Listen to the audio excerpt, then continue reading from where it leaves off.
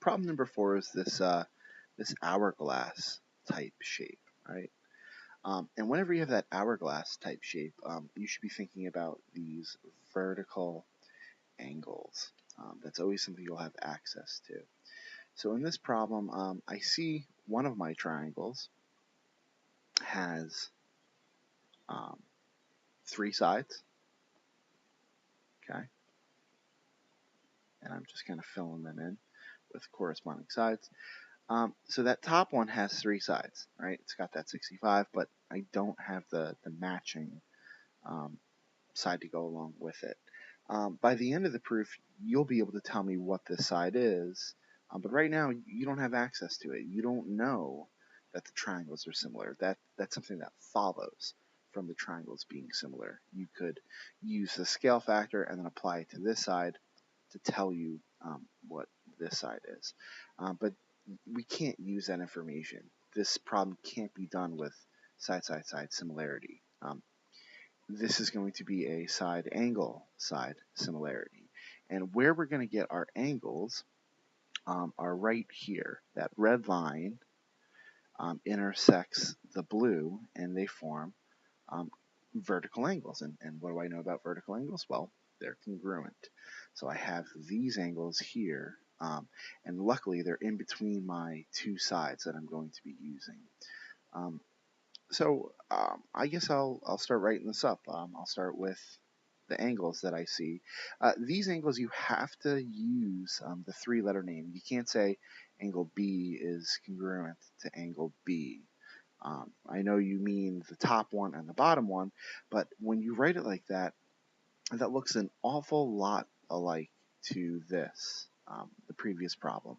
And when you write something that looks identical, it's really kind of reserved for the reflexive property. It looks like you're saying something is congruent to itself. I mean, that's not what we're saying here. We're saying 2 distinct objects, 2 distinct angles. This top one, which is known as angle CBD, well, that angle is got to be congruent to angle EBF. And, well, how do I know that these 2 distinct angles are congruent? Well, I know that because of vertical angles. And that's sufficient. You write that, people will understand. That's an angle fact. So I'm going to keep on going. I'll do my short sides. I guess I'll make a ratio out of 40 and 8. And 40 is side CB. And that side is 8. The corresponding side is BF. And that side, oops, I messed up. That first side, CB, is 40, and the corresponding side is 8. And that will equal something. And we'll just keep on writing up 3. And 3 would be, well, if I start with the big triangle, right, I got to start again with the big. So I got to do BD. And that side is 70. And I've got to divide that by the corresponding side from the small triangle, 14, which is side EB.